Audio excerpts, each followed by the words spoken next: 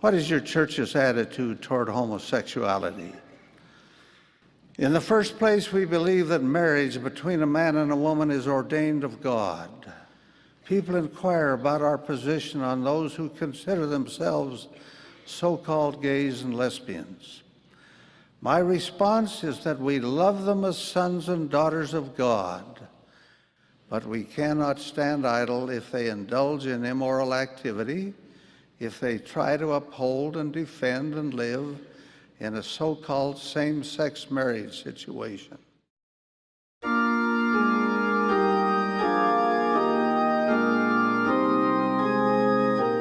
Established in the early 1800s, the Mormon religion is centered around the belief that God came to Prophet Joseph Smith.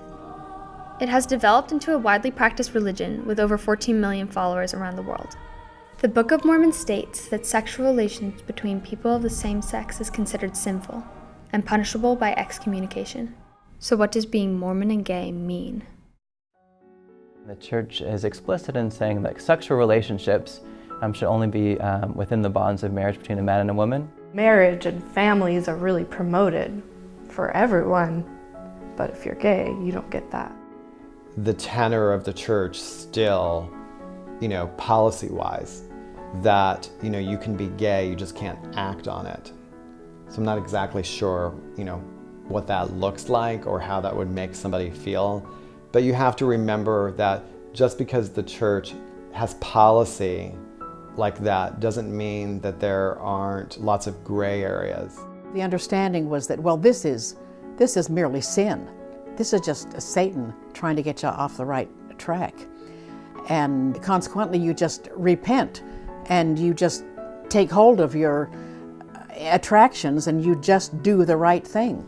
I realized that many of them had very sad and tragic lives resulting from their families, their culture, their churches rejecting them or having really very Byzantine and archaic and outmoded and sometimes very negative views of their lives.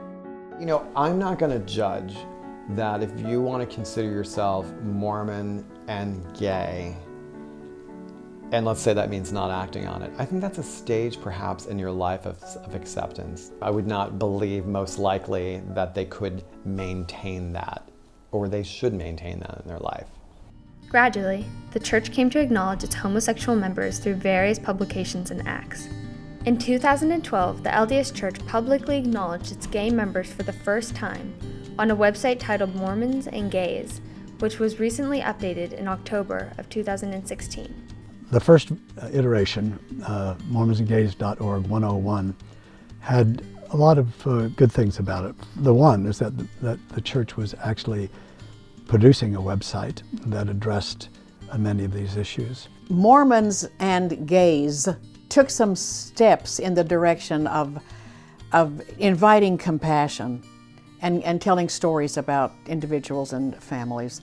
And more recently, there is a new website that has come out that is called Mormon and Gay, which is a step further into acknowledging that, well, of course, we have people who are both Mormon and gay. Mormons and Gays suggested a kind of us and them, or, an in and out.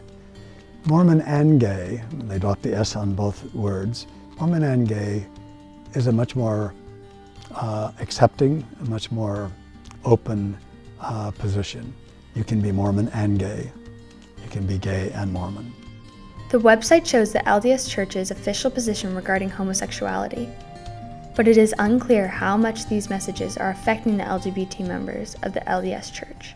Certainly a number of them may have known the website goes up, but I don't think that they turn to the internet to reconcile how do they fit in with their belief. People in San Francisco who were Mormon who may benefit the most from that website might be some individuals who grew up and as part of the faith as a youth, let's say, and then may have felt alienated many years ago and have started to see these kinds of outreach. Although the website has an overall message of acceptance, it still remains vague and lacks empathy towards LGBT members. For now, gays cannot follow their sexual orientation and the word of the Mormon Church. I am Mormon. I'm not proud of it. I don't want to be labeled, I don't want people to just assume that I disapprove of their marriage or their family. We owe them a more significant study and understanding of what they have been through as a group of people, and consequently offer them as much as we possibly can to try to put them on a level where they feel as confident to be equal human beings, and we're still a long way from doing that.